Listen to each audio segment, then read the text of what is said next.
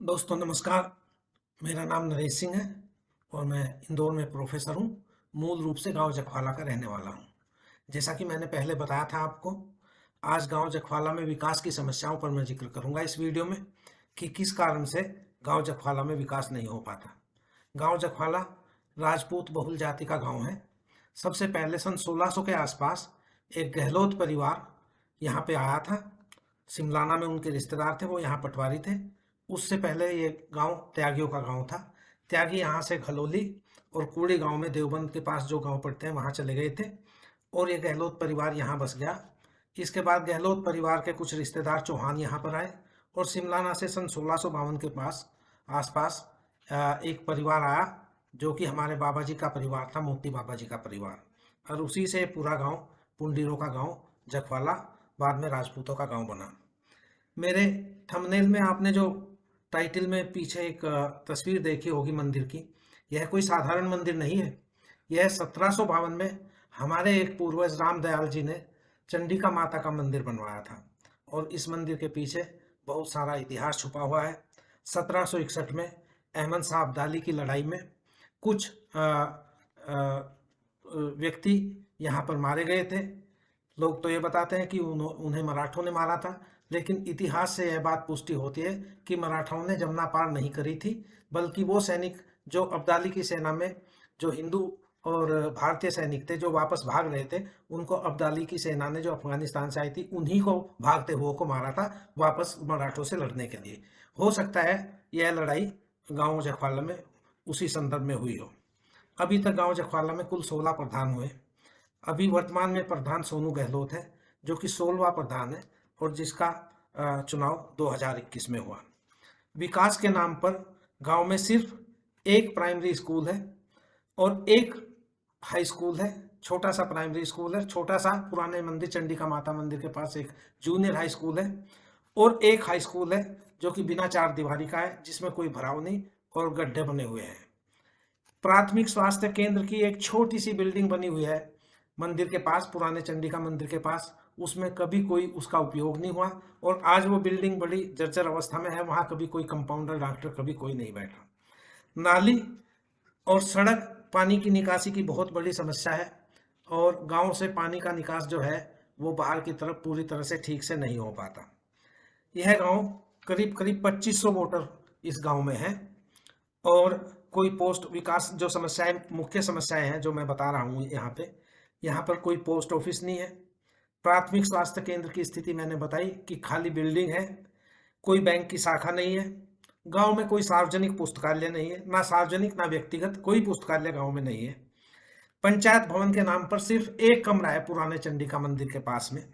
यहाँ पे खेल का कोई मैदान नहीं है, जबकि खेल की जमीन पुराने चंडिका मंदिर के भवन के पीछे छुटी हुई है। और यदि गांव वाले चाहें तो खेल का मैदान जो कुटी पर हाई स्कूल का निर्माण हुआ है उसमें भी कर सकते हैं, लेकिन कोई खेल का मैदान, बच्चों के खेलने का कोई भी ठीक से यहाँ कोई मैदान नहीं है। सौर ऊर्जा का कोई प्रोजेक्ट नहीं यहाँ पे। पूरा का पूरा जो है बिजली जो है वो सरकार की दी हुई बिजली पे सबकी निर्भरता है। गंदे पानी के निकास की कोई व्यवस्था नहीं। एक तरफ तो पहले रेड में जाता था पानी, वो रेड का भी नाला बंद है। दूसरा डोक की तरफ जाता था परले आधे में गांव में पानी, वो भी बंद है। और तीसरा सूखसराय में जाता था, वो पानी सूखसराय में वहां पे कीचड़ होता रहता, सड़ता रहता और बीमारियों का घर है। तो गंदे पानी की निकासी की कोई व्यवस्था गांव में नहीं है। चक्रोड जो चकबंदी में कटी थी वो सब लोगों ने काट काट करके छोटी कर दी। एक बिल्कुल चक्रोड ऐसी हो गई जैसी पगडंडी हो, छोटी छोटी चक्रोड हो गई। रास्ते खेतों के क्लियर बिल्कुल नहीं है। सड़क बनाते बनाते मकान सड़कों से नीचे हो गए, सड़क ऊपर हो गई। अब हर व्यक्ति की यह स्थिति नहीं है कि वो अपना मकान दोबारा तोड़ के ऊंचा बनाए। कोई गांव में बारात घर नहीं है।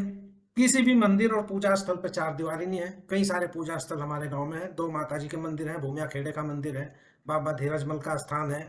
तो यहाँ पे कोई किसी तरह की चार दीवारी नहीं है। कम उम्र के बच्चों में नशे की प्रवृत्ति बढ़ती जा रही।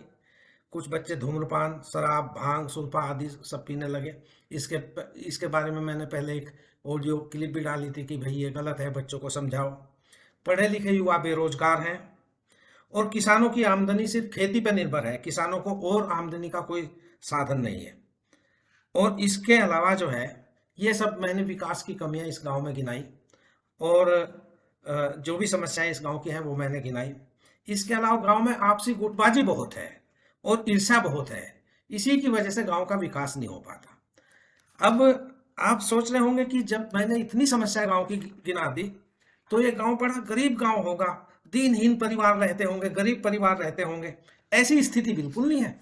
ये गांव बहुत ही समृद्ध है और इसके परिवार भी बहुत समृद्ध हैं। मैं कुछ उदाहरण दूंगा आपके इस गांव के परिवारों की समृद्धता का। लेकिन गांव के परिवार समृद्ध होने का मतलब ये नहीं कि गांव का विकास हो गया। गांव पिछड़ा हुआ ही है, जैसा मैंने समस्याएं गिनवाई। अब गांव के परिवारों की समृद्धता के आंकड़े मैं बता रहा हूं आपको। सभी परिवारों में मोबाइल है, और यहां तक कि एक परिवार में एक से ज्यादा भी मोबाइल है। हर परिवार में इक्का दुक्का अपवाद को छोड़ के सभी में मोटरसाइकिल है। कई परिवारों में एक से ज्यादा भी मोटरसाइकिल है। बहुत सारे परिवारों में, कुछ परिवारों में कार भी है।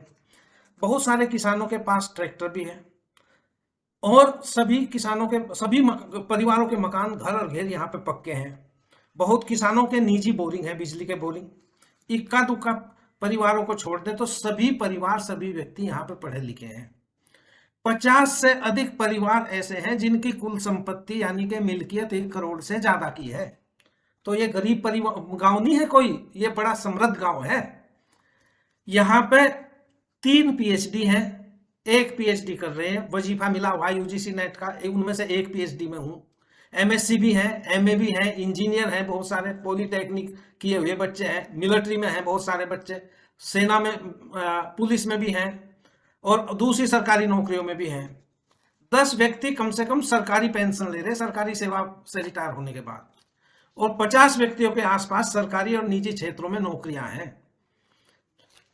और गांव की समृद्धि का सबसे बड़ा चौंकाने वाला आंकड़ा में 2021 के चुनाव में 6 प्रधान खड़े हुए थे। 6 में से 2 प्रधानों ने ज्यादा अपना प्रचार प्रसार किया नहीं था। जो मुख्य चुनाव था वो 4 प्रधानों के बीच में था। इन चारों प्रधानों का कम से कम 20 लाख रुपया चुनाव प्रचार में खर्च हुआ।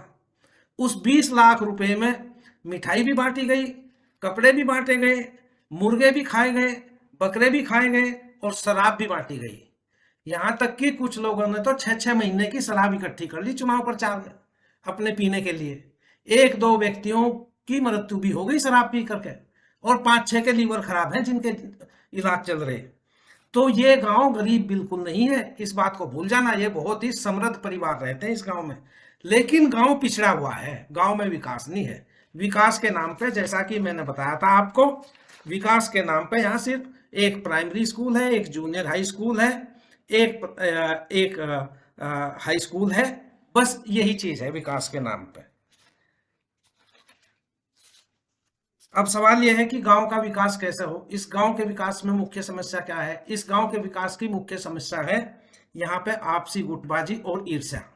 मैं अगली अपनी वीडियो में आपको बताऊंगा कि इस आपसी गुटबाजी और ईर्ष्या से दूर कैसे हटे, जिससे कि गांव का विकास हो। और मित्रों, मैं एक बात और बताना चाहता हूं आपको। मैं गांव में बिल्कुल अपने गांव की तरह से रहता हूं। ये गांव का कर्ज है जहां पे मैं पैदा हुआ, उतारना चाहता हूं। कुछ विकास हो जाए। ना मुझे प्रधान बनना, ना सरपंच, ना मेंबर बनना इस गांव का। मुझे भगवान ने अच्छी नौकरी दे रखी, बहुत अच्छा मेरा परिवार है, खुशी परिवार है। यहाँ इंदौर शहर में आप आ जाओ तो कोई मेरा नाम तक नहीं लेता इस गांव में। इस शहर में इसे मिनी बम्बई शहर कहें। इतनी बड़ी जनसंख्या का शहर है ये, करीब 30 किलोमीटर लंबा, 30 किलोमीटर चौड़ा है। यहाँ इतने बड़े शहर में मुझे कोई नाम नहीं लेता, सिर्फ एक आदमी के जिसे मैं अपने बाप का दर्जा दे रखा, वीरेंद्र गोयल साहब को। बाकी सब मुझे सर कह के बोले हैं यहाँ, चाहे वो अफसर हो, चाहे प्रोफेसर हो, अधिकारी हो, कर्मचारी हो। तो मैं सिर्फ इस वजह से ये वीडियो बना रहा हूँ आप लोगों के लिए, ताकि गांव का विकास हो जाए। मैं अपनी अगली वीडियो में यही बात आपको बताऊंगा कि कैसे विकास होना है इस गांव का। और आप मेरे चैनल को सब्सक्राइब करें और इस वीडियो को लाइक करें और शेयर भी करें। बहुत बहुत धन्यवाद। नरेश सिंह, इंदौर से।